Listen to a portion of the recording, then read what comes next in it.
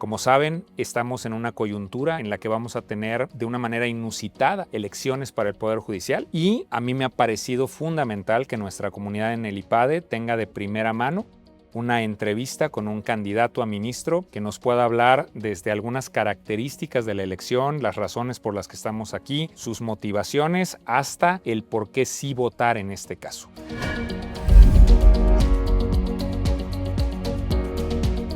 Soy Rodrigo de León, profesor del área de Entorno Político y Social del IPADE. Y en esta ocasión tenemos una entrevista para mí muy significativa porque tenemos a uno de nuestros egresados, Abraham Dávila, que está como candidato a ministro de la Suprema Corte de Justicia de la Nación. Estamos en un momento, en un punto de inflexión completamente distinto en la historia de este país. A mí me parece que estos puntos de inflexión siempre pueden generar muchas dudas. Y en ese sentido estoy encantado de tenerte. La primera pregunta que te quisiera hacer es, ¿por qué estamos hacia una elección judicial en México?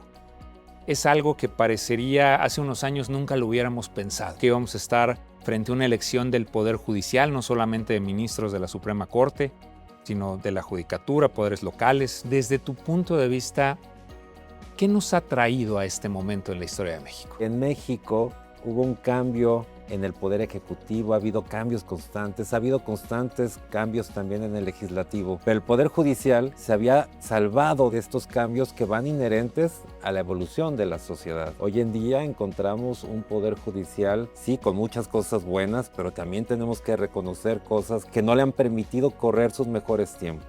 Y recuerdo con mucho gusto que mi juez me advertía que tuviera cuidado con relación con los litigantes, a fin de garantizar imparcialidad, y era un oficial judicial.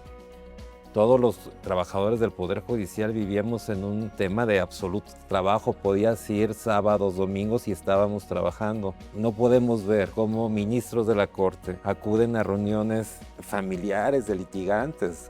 ¿Tú crees, Rodrigo, que en este tipo de casos un magistrado de un tribunal colegiado, un juez de distrito, podría tener la misma dinámica de decir, a ver, me piden que el tribunal de disciplina yo guarde ciertos parámetros cuando veo que en otros lugares no se cumplen? Entonces, son estos temas los que han hecho necesaria una reforma al Poder Judicial. Si me preguntas que si es la mejor reforma judicial, yo te digo que no estoy seguro de eso, seguramente no. Hoy te puedo decir que no, pero la reforma está. La reforma sí era necesaria, quizá la forma como se planteó no. Sin embargo, bueno, sí ha habido temas que hacen necesaria hoy en día una reforma. Buenísimo, Abraham. La verdad es que, de esas cosas que a veces concientizas o no, pero tienes toda la razón. El Poder Ejecutivo se ha transformado, el Poder Legislativo se ha transformado.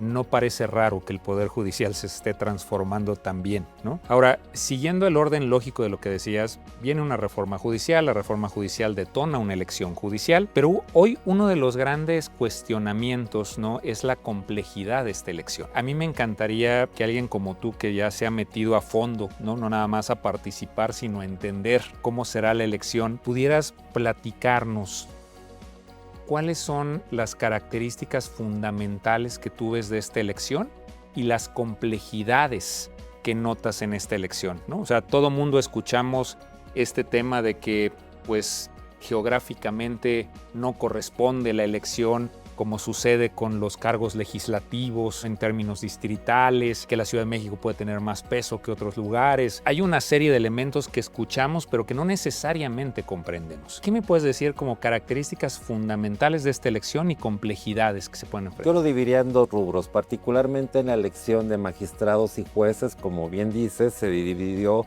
por logística el tema en distritos. Y como platicamos, eso no es un tema proporcional, porque te voy a poner el ejemplo de un circuito en donde se divide en 4 distritos para magistrados y jueces. Y entonces a quien le asignaron el distrito 2, por ejemplo, pueden haberse asignado, se asignaron por población, pudo haberle tocado o asignado la zona metropolitana, mientras que al de distrito 4 le tocaron la misma población pero dividida en la costa, por ejemplo, de su estado. Y entonces el candidato no tendrá la misma oportunidad de recorrer, aunque sea la misma población, un grupo de personas que otro grupo de personas. Pero además el fin último, que es que el ciudadano vote por su juez, pues ocurrirá que yo, que estoy en la costa, no tenga la oportunidad de votar por mi juez, que fue el juez ganador al que le asignaron la zona metropolitana. Entonces no tendré esa oportunidad, que era el objetivo, que yo pudiera votar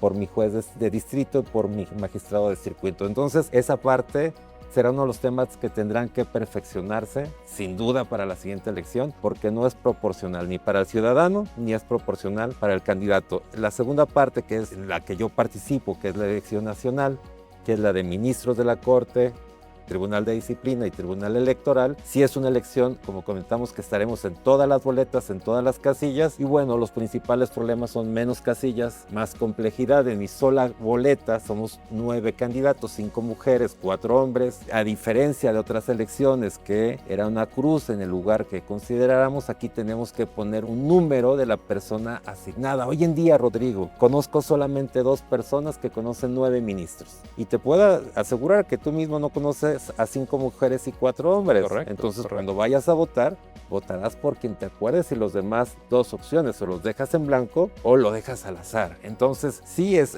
un tema difícil. Yo quiero ver en las elecciones, no conocería a un solo ciudadano que pudiera llenar con conocimiento todas las boletas. Una elección que sin duda va a ser difícil para el ciudadano, pero bueno, la elección está.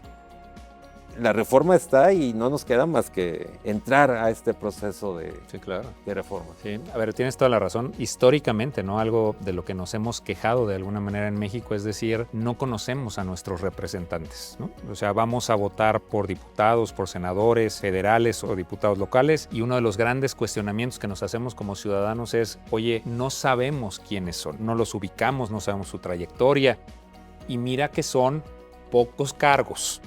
Ahora en esta, pues qué complejidad, tantos candidatos, número, sin duda va a tener una complejidad.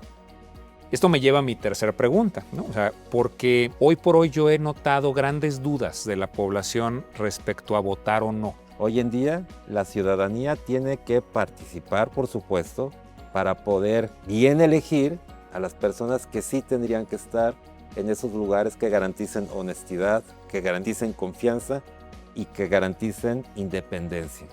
Y eso, gran parte de la sociedad tiene ese derecho y tiene que ejercerlo, porque de otra manera deja puertas abiertas a que efectivamente sea avasallador el grupo de personas que lleguen y voten por quien no quisiéramos que estuvieran tomando las decisiones del Alto Tribunal Constitucional. Por eso, Rodrigo, es una responsabilidad de cada una de las personas que vivimos y que tenemos este derecho constitucional de hacerlo. Buenísimo. Ahora, la verdad es que a mí me gustaría sumar en esa línea, ¿no? Yo sí creo que es un derecho cívico y que los derechos hay que ejercerlos, hay que aprovecharlos.